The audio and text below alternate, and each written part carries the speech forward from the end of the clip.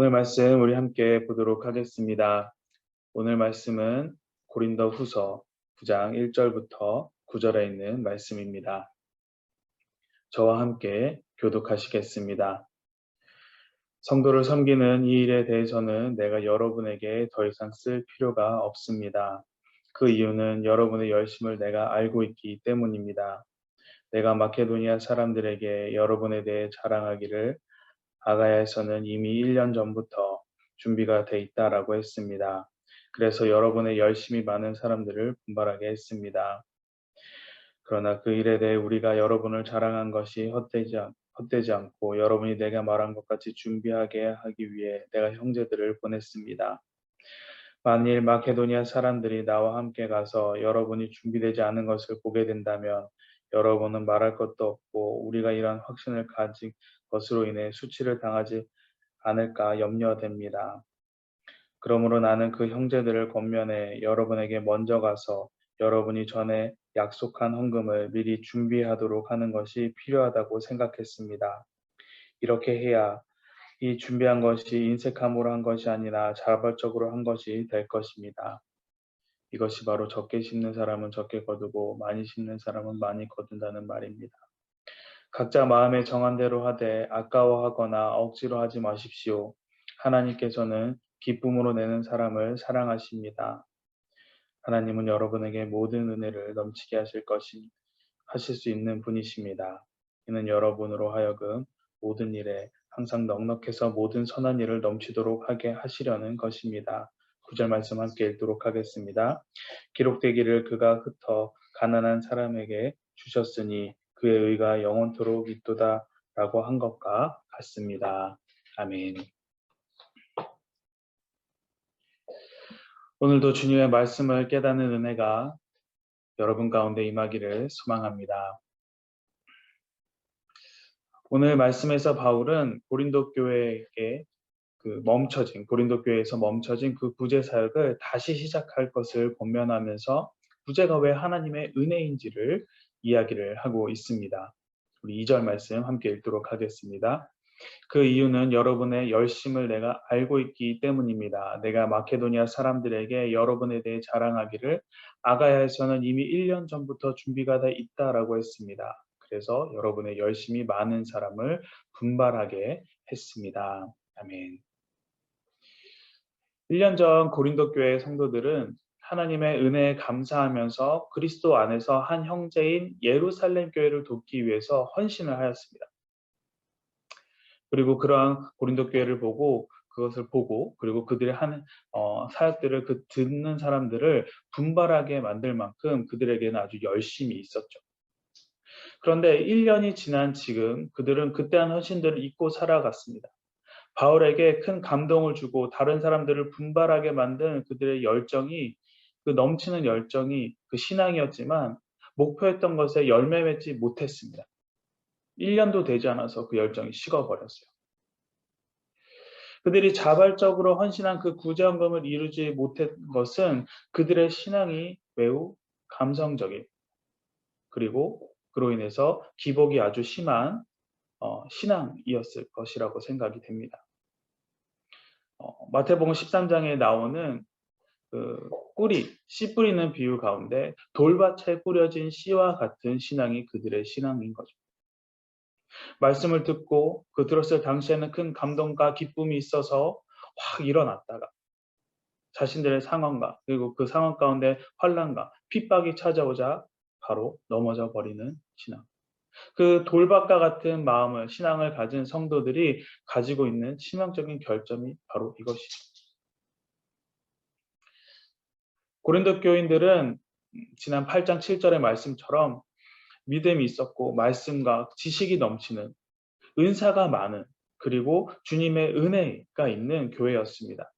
하지만 안타깝게도 충동에 의한 감정적인 그 헌신을 했을 때에는 쉽게 열을 받지만 그 열이 꺼져버리면은 유약한 신앙의 소유자들이었습니다. 그런 그 감정적인 신앙을 배경으로 하는 헌신은 어려움이 닥치면은 그 어려움을 이겨내기가 어렵습니다. 바로 좌절하고 낙담하게 됩니다. 상황을 보게 되죠. 그러면서 자신이 주님께 헌신했던 그 고백들을 잊어버립니다. 이미 식어서 하나님을 보지 못하고 눈앞만을 보게 됩니다.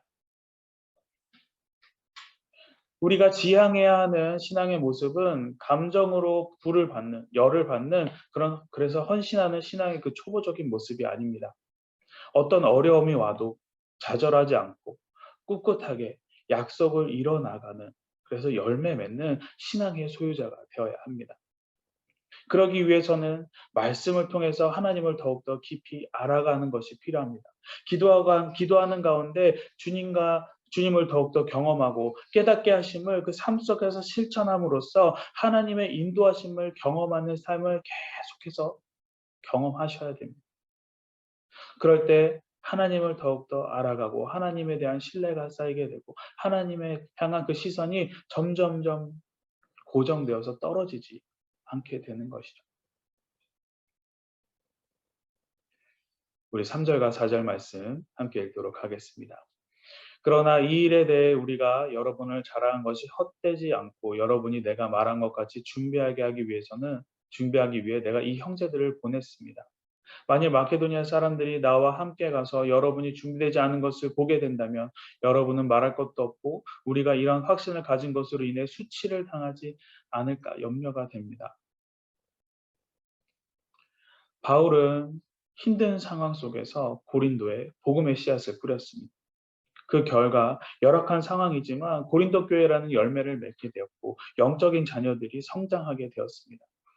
그래서 바울에게 있어서 고린도 교회에 대한 그 사랑과 관심은 아주 특별했습니다. 그러면서 1년 전 그들이 보인 그 구제 사역에 대한 반응은 바울에게 아주 좋은 인상을 심어주었죠. 그렇기 때문에 바울에게 고린도 교회는 그의 자랑이 될 수밖에 없었던 것입니다. 하지만 1년이 지난 그 바울의 자랑이 되었던 그 교회가 이제 헛것이 될 상황이 되어버렸습니다. 아무런 열매 맺힘이 없었기 때문이죠.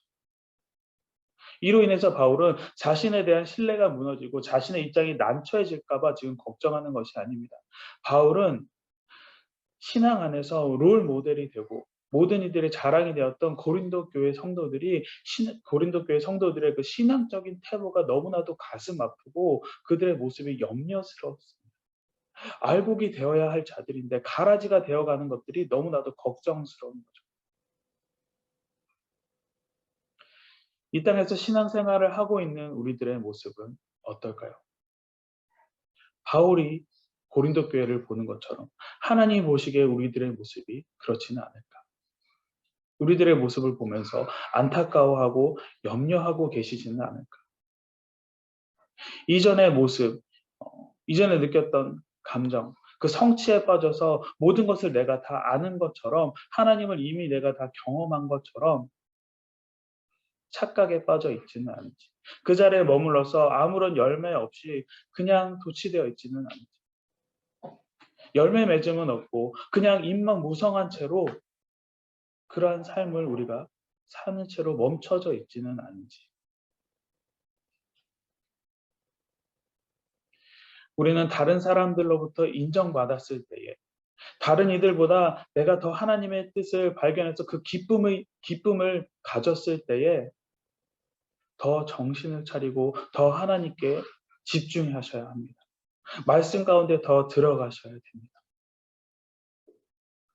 교만과 우월감과 허세로 인해 하나님에 향한 열정이 식어버린 그 가라지 같은 모습이 아니라 알곡과 같은 주님의 거룩한 자녀가 되시기를 소망합니다. 5절 말씀 함께 읽도록 하겠습니다.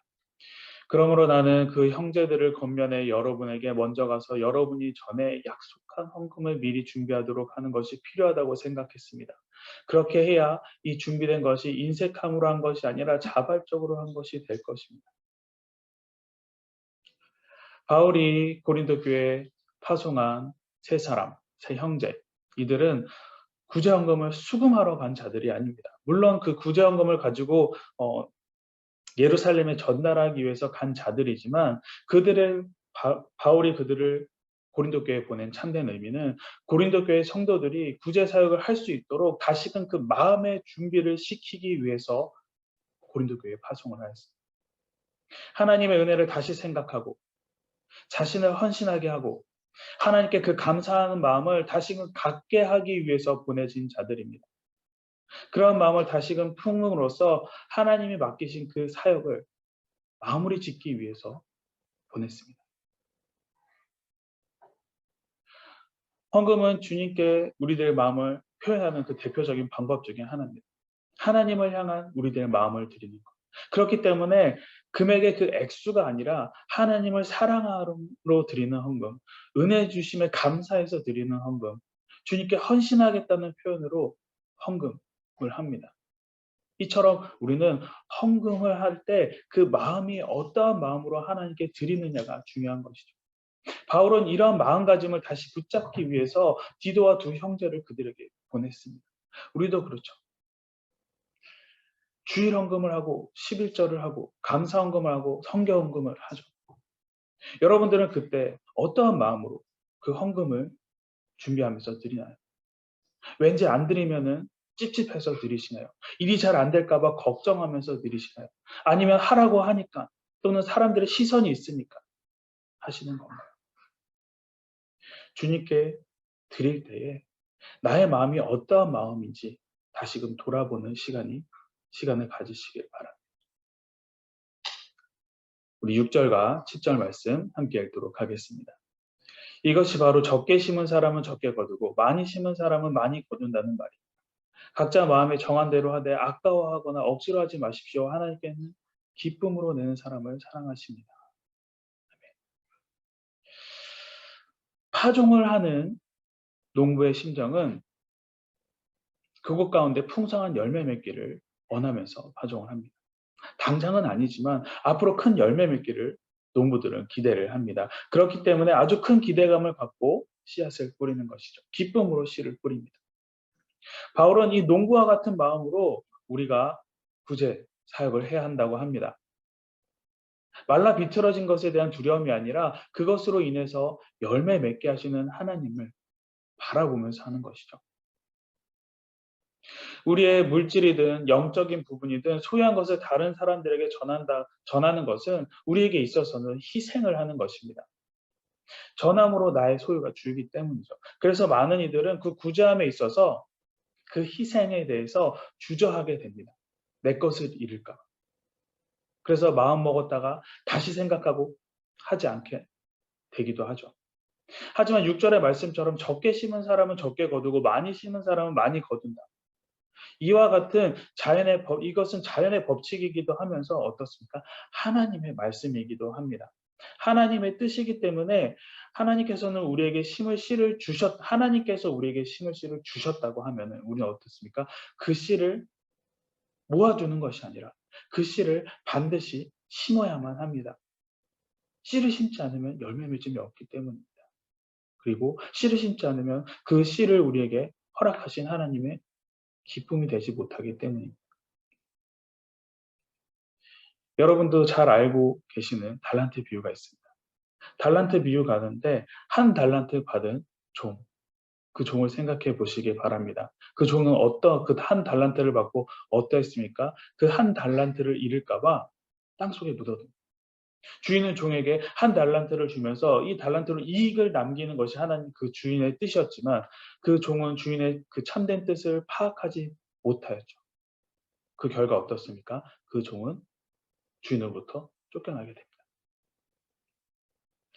하나님께서 우리들에게 심으라고 주신 것이 있다면 우리는 그것을 반드시 심어야만 합니다. 우리에게 주신 것으로 구제하라고 하시면 구제를 해야죠. 우리들은 구제하는 가운데 있어서 구제를 하지 못하는 자가 없습니다. 다 할 수 있습니다. 왜냐? 구제하는 데 있어서 중요한 것은 그 물질의 양이 아니라 금전적인 부분이 아니라 우리들의 마음이기 때문입니다. 우리의 중심을 보시는 하나님. 그렇기 때문에 문제는 우리들의 마음의 문제인 거죠. 드리기 아깝고 드리고 싶지 않고 이것으로 나의 것을 더 채울 수 있는데 내가 하고 싶은 것을 할 수 있는데 이런 마음 때문에 우리는 하지 못하는 것입니다. 하지만 사랑하는 성도 여러분, 심어야 할 때 심지 않으면 거둘 것은 없습니다. 얻을 것도 없고 추수할 것도 없고 누릴 수 있는 것도 없게 됩니다.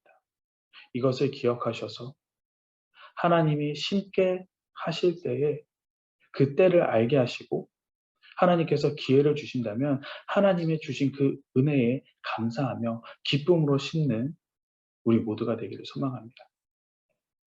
마지막으로 8절 말씀 함께 읽도록 하겠습니다.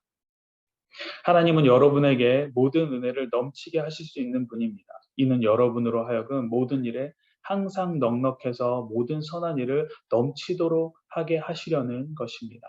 아멘. 8절에서 바울이 이야기합니다. 하나님은 우리에게 모든 은혜를 넘치게 하실 수 있습니다. 라고 하면서 그 이유를 모든 선한 일을 넘치게 하기 위함이다. 라고 이야기합니다.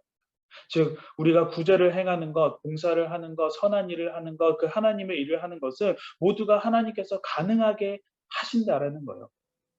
우리의 능력으로 하는 게 아닙니다. 하나님께서 하십니다.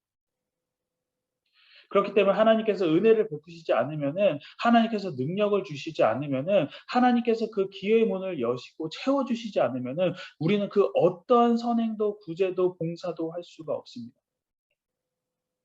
우리는 단지 무엇입니까? 하나님께서 주신 그 은혜를 통해서 하나님의 도구가 되어서 그 하나님의 은혜를 그냥 옮기는 역할, 돕는 자의 역할을 하는 것뿐입니다. 하나님께서 우리를 하나님의 사랑을 전하는 대리인으로 세워주신 것입니다.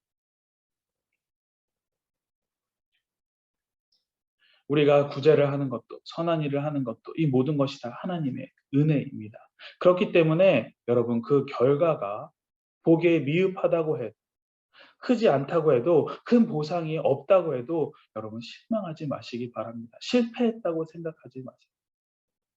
비록 표면적으로 보았을 때는 기록상으로 보았을 때는 큰 보상이 없다고 해도 구제를 통해서 하나님께 기쁨이 되었습니다. 하나님께 영광을 우리는 올려드렸어요. 이로 인해서 하늘의 상급이 쌓이게 됩니다. 이것만으로도 넘치는 보상과 감사할 일입니다. 우리는 하나님의 손과 발이 되어 다른 이들을 돕고 섬기고 구제하는 일에 쓰임을 받는 자들입니다. 세상적인 보상이 아닌 하나님이 기쁨이 되었음에 하나님께 쓰임 받았다는 그 은혜에 하늘에 쌓인 그 상급을 기대하며 기쁨으로 섬기며 나아가는 우리 모두가 되길 주님의 이름으로 간절히 소망합니다. 오늘 말씀 가지고 우리 함께 기도하도록 하겠습니다. 오늘 말씀 가지고 우리 함께 기도할 때에 순간적인 감정으로 인한 신앙이 아닌 주님을 깊이 알아감으로 흔들리지 않는 신앙을 하나님 허락하여 주시옵소서. 언제나 마음의 중심에 주님이 가득한 자가 되게 하여 주시고 주님께서 주신 그 은혜를 받는 이들에게 나눌 때 기쁨으로 나누는 자 되게 하여 주시옵소서. 주님의 도구로 언제나 쓰임받는 자가 되게 하여 주시옵소서. 우리 함께 기도하도록 하겠습니다.